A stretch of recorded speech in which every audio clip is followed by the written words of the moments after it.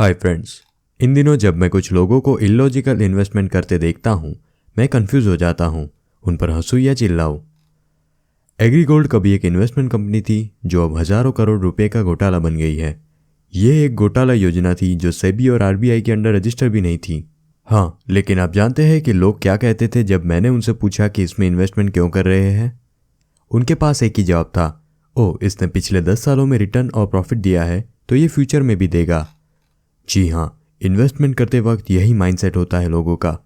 मैं आपको कुछ और एग्जांपल्स देता हूँ। हैदराबाद की कंपनी हीरा गोल्ड ने गोल्ड कॉन्सेप्ट पर बिजनेस शुरू किया है। उन्होंने मानसिक रूप से 5% या उससे ज्यादा रिटर्न देने की स्ट्रेटेजी के साथ लोगों को लुभाया। जब मेरे जानने वाले कई लोग इसमें इन्वेस्टमेंट कर रहे थे तो मैंने उनसे एक ही सवाल पूछा, आप इसमें इन्वेस्टमेंट क्यों कर रहे हैं? और उनका जवाब था, क्योंकि ये 3 साल से रिटर्न दे रहा है, इसीलिए ये फ्यूचर में भी देगा। हाँ दोस्तों, कंपनी की किसी भी बुनियादी बातों को समझे बिना लोग यही उम्मीद कर रहे थे। बिटकॉइन या किसी अन्य क्रिप्टो करेंसी में इन्वेस्टमेंट करने वाले लोगों के साथ हाल ही में यही कहानी दोहराई गई है। उनका भी यही जवाब था, हम बिटकॉइन में इन्वेस्टमेंट कर रहे हैं क्योंकि इसने पास्ट में रिटर्न दिया था, इसीलिए ये फ्यूचर में भी बढ़ता रहेगा क्योंकि यही फ्यूचर है। सच में क्या ये फ्यूचर था? हाँ, 70% से ज़्यादा क्रैश फ्यूचर है। बिटकॉइन की तरह डॉगी कॉइन और ऑल्ट कॉइन के साथ भी यही हुआ।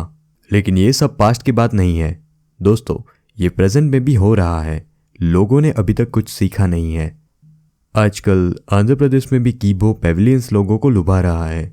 और अंदाज़ा लगाइए कि लोग इसमें इन्वेस्टमेंट करते समय क्या कह रहे हैं, इसने पास्ट में रिटर्न दिया है और इसीलिए ये फ्यूचर में भी देगा।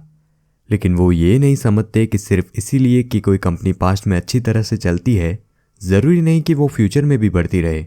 एग्रीगोल्ड, हीरा गोल्ड और फिर बिटकॉइन या क्रिप्टो, ये सब इसके एग्जाम्पल्स है। दिवालिया हो गए, घोटाला हो गया या भाग गए, कहानी वही। तो मैं सिर्फ आपको बताना चाहता हूँ, इससे पहले कि आप किसी भी तरह का इन्वेस्टमेंट करें, अपने आप से कुछ सवाल पूछें और उनके रियलिस्टिक और लॉजिकल आंसर्स ढूंढें। पहली बात जो आपको पूछनी है वो है, क्या पिछला रिटर्न फ्यूचर के रिटर्न की भी गारंटी है? और दूसरी बात जो आपको पूछनी है वो है, इन्वेस्टमेंट प्रोडक्ट के फंडामेंटल्स क्या है, इसके पीछे लॉजिक की तरह इसके रिस्क और रिवॉर्ड्स क्या है। इसीलिए सिर्फ पिछले रिटर्न्स पर डिपेंडेंट रहना अच्छी बात नहीं है। जैसा मैंने कहा, ये कीबो कॉन्सेप्ट अब आंध्र प्रदेश में लोकप्रिय हो रहा है। तो अगर आप इसमें इन्वेस्टमेंट करने की सोच रहे हैं तो इस पर भी मेरे कुछ सवाल है। क्या ये कीबो करेंसी किसी एक्सचेंज पर लिस्टेड है?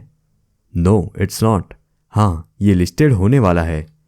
ये बात नेगेटिव होने के बारे में नहीं है, बस लॉजिकल बने, क्योंकि कोई भी इन्वेस्टमेंट करने से पहले आपको यही करना है। ऐसी करेंसी वास्तव में यहाँ रहने के लिए नहीं है। उनमें से हजारों आती है और कहीं गायब हो जाती है। टेक्नोलॉजी के रूप में ब्लॉकचेन स्टेबल हो सकता है, लेकिन उस पर बनी करेंसी नहीं। अगर कोई करेंसी जो रहेगी वो आपकी रियल करेंसी है, जो आपकी इकोनॉमी का रिप्रेजेंटेशन करती है। ये फियाट करेंसी है जिसका यूज़ किया जा रहा है और लेन देन के मीडियम के रूप में यूज किया जाना जारी रहेगा, न कि जीरो फंडामेंटल्स वाली एक अनस्टेबल करेंसी। ऐसी यूजलेस करेंसी को एक्सेप्ट करना अपने देश की करेंसी एवं इकोनॉमी के अगेंस्ट जाने के समान है। किसी इकोनॉमी में इतनी ज्यादा करेंसी होने से फियाट के लिए सॉवरेंटी के इश्यूज पैदा होंगे। अब आप पूछ सकते हैं कि अगर ये किसी काम की नहीं थी तो फिर इन करेंसीज ने प्रॉफिट कैसे दिया? Let me explain this. ये सब कीमतों में हेरफेर का कारण था। बिना किसी जानकारी के नए लोग पैसा लगाते हैं और करेंसी की मांग तुरंत बढ़ने से अन्य लोगों का प्रॉफिट होता है। ये यूजलेस करेंसी सिर्फ कीमतों में हेरफेर के कारण बढ़ रही थी, किसी रियल बिजनेस के लिए नहीं।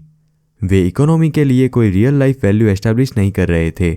एक और सबसे अनफॉर्चुनेट बात है, आजकल लीडर्स या जो भी इन प्रोडक्ट्स को बढ़ावा देते हैं, वे जंगल में बाघ की तरह है। इन बाघों को फूड की जरूरत होती है। उनका शिकार कौन है? मासूम, अनजान और नए हिरन। आप बाघ बनना चाहते हैं या हिरन? ये आपकी पसंद है। मैं रिंग मास्टर बनूंगा, इसीलिए मैं आपको सलाह नहीं दे सकता कि ऐसी चीज़ों में इन्वेस्टमेंट करना चाहिए या नहीं। ये गलत है या सही, ये आप पर है, आपको फैसला करना है। लेकिन जब आप इन्वेस्टमेंट करते हैं तो सिर्फ रिटर्न ना देखें, बल्कि ये देखें कि प्रोडक्ट किसी रियल लाइफ के यूज़ का है या नहीं। Is it regulated and protected or not? Does it have any fundamentals or not? एक स्मार्ट इन्वेस्टर बने और इसे समझे। एक और ज़रूरी बात, आज मार्केट में कई लोग ऐसे फ्रॉड कॉन्सेप्ट को बढ़ावा देते हैं। ये रिटर्न साइकोलॉजी के कारण होता है।